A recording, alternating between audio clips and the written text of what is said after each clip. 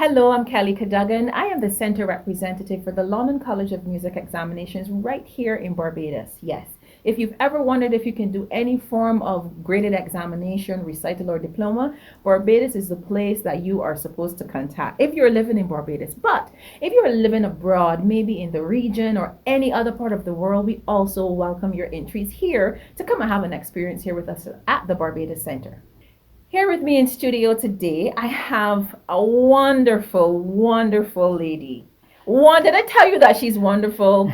I just pray that someday she returns to Barbados, that you're doing exams and you get to experience this lady. Her name is Emer McParland, and she is one of the senior examiners at London College of Music. And I wanted to have a conversation with Emer today so that I can help you guys to understand the wonderful experience that you're going to have here in Barbados at our Barbados Center for London College of Music exams. So, without further ado, please help me welcome Emer McParland. Hello, Kelly. Hello, everybody. Hi. Hello. How are you? I'm really good. I'm super good. Loving Barbados. First time. First time. Don't want it to be the last. I hope that you return. It's fabulous. It's really lovely. Awesome, yeah. Awesome. So you're the senior examiner, and you've been an examiner for quite a while, but this role of being a senior examiner is a little new for you? Yeah, I've been an examiner for about 10 years, and I've been a senior examiner since January. Oh, beautiful. Yeah, really good. How's it been? Super. What's the difference between being a senior examiner and a regular examiner for you? Okay, so I take on a whole load of other responsibilities, basically. I'm one of the people that oversees the vocal side of the London College of Music exams because I'm a singer. Nice. That's my background. And so I kind of represent the singers on the senior examiners panel. Beautiful. And we get together to discuss all sorts of stuff, syllabus requirements, examining experiences, all sorts, anything that involves the examiners. The senior examiners get to chat about it, and then we feed it down to the rest of the examiners. There's lots of lovely examiners. Okay, yeah. Beautiful. Well, we're really happy to have you here as an examiner and also as a senior examiner in that capacity for sure. So I just one of the things for me, I would say, and people sometimes ask me this question, why are you doing what you're doing, right? In terms of, London College of Music exams. By profession, I'm a singer as well too. And, being able to run a center that has heart, that has purpose is very important for me. And I experienced London College of Music for myself personally. And I flew to London because I wanted to know what it was like first before I thought of bringing the exam. Basically. So I paid my way, went to London and had my exams. I did my exams in teaching, a diploma in teaching, and ALCM in performance. And when I had my first encounter, I was pleased, I was happy. I felt like I want to do this again. Yeah. And I was in a position where I knew I wanted other people that I will come into contact with as a trainer and a coach, that I wanted them to be able to have the experience as well, because it is just not doing the exam, but it's how you also feel after you finish the exam, right? And one of the things I had really loved about London College of Music is that your exams are approved. Yeah. They're structured and they're innovative. Yes. I love that very much. Yeah. And tell us a little bit about the types of exams, because I said innovative. So I want you to share with us a little bit in terms of the different types of exams that are available, because we're saying that we are singers, so people automatically think, oh, those are just exams for singers. No. These exams are wide.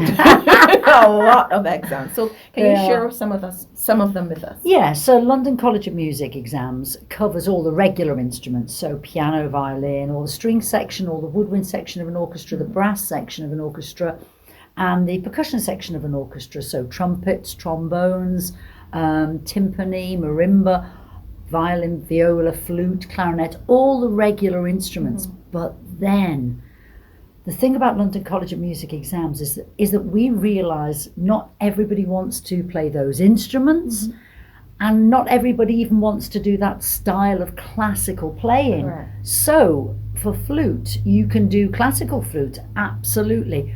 You can also do jazz flute. And we get quite a few flautists who've come up through the classical tradition who think to themselves, I just want to do something different. I just want to step out of this classical world I'm in at the moment, just to do a little bit of something else. And they dip their toe in the world of jazz flute. Beautiful. Fabulous. So you get jazz flute and trumpet and saxophone, all the saxophones as well. So you've got this whole jazz syllabus, jazz piano. Then we do a whole syllabus for guitars. So now that's amazing because we do acoustic guitar, electric guitar, rock guitar, bass guitar. Beautiful. And those exams are specifically written. They're written by really good guitarists who know what a guitarist needs to learn. Makes a huge difference. Oh, a massive difference. So you don't replicate the classical pathway. You've got your own pathway. You even have different elements, different components of the exam. So, for example, in acoustic guitar, you're asked to do a strumming discipline. You're also asked to do a picking discipline. You're asked to play some chords. You're asked to play with a backing track, but play a chord sequence with a rhythm over the top. All the type of things you'd be asked to do if you were an acoustic guitarist who, for example, was accompanying a singer, something like that. The drum exams, they obviously have their own pattern as well, their own pathway, because you're learning every discipline a drummer needs to know at a regular basis, going up and up and up and upgraded.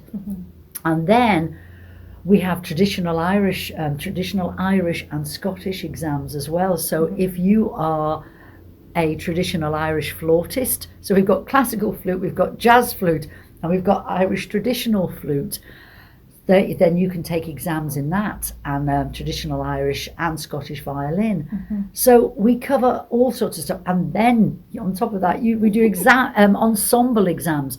Now they are super exciting.